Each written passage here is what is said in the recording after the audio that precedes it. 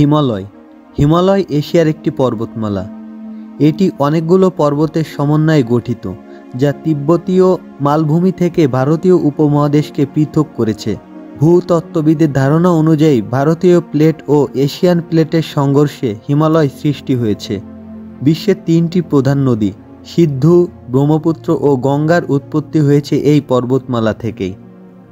ভৌগোলিকভাবে হিমালয় পর্বত পাকিস্তানের গিলগিটের সিন্ধু নদী থেকে শুরু করে ভারত, তিব্বত, নেপাল, পূর্ব ভারত ও ভুটান হয়ে দক্ষিণ পূর্ব তিব্বতে ব্রহ্মপুত্র নদীর দক্ষিণ অঞ্চলীয় বাঁক পর্যন্ত বিপুল স্থলভাগ জুড়েই রয়েছে।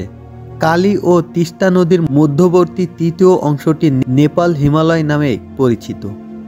তিস্তা ও ব্রহ্মপুত্র মধ্যবর্তী চতুর্থ অংশটির নাম আসাম হিমালয়।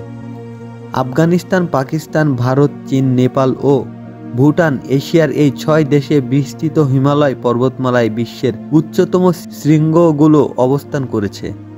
হিমালয়ের সর্বোচ্চ পর্বতশৃঙ্গের নাম মাউন্ট এভারেস্ট। এটি বিশ্বের সর্বোচ্চ পর্বতশৃঙ্গের মর্যাদাও পেয়েছে। নেপালি ভাষায় এর নাম সাগারমাথা আর তিব্বতীয়দের ভাষায় এদের নাম চোমোলাংমা। পর্বতটির চূড়া চীন ও নেপালকে আলাদা করেছে। 1955 সালে ভারতীয় জরিপ অনুযায়ী এর উচ্চতা 8,848 মিটার।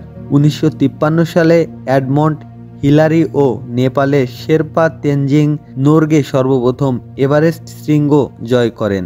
প্রথম বাংলাদেশি হিসেবে এভারেস্ট জয় করেন মুসা ইব্রাহিম।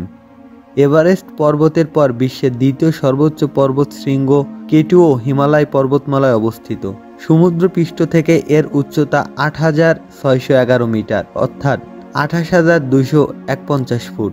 প্রথম বাংলাদেশি হিসেবে বিশ্বের দ্বিতীয় সর্বোচ্চ পর্বতশৃঙ্গ কেটু জয় করেন ওয়াসফিয়া নাজরিন।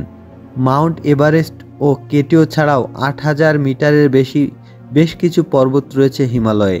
এর মধ্যে কাঞ্চনজঙ্ঘা, মাকালু, ধবলগিরি, অন্নপূর্ণা পর্বত অন্যতম। 7,000 মিটারের বেশি উচ্চতার পর্বত রয়েছে অর্ধশতাধিক।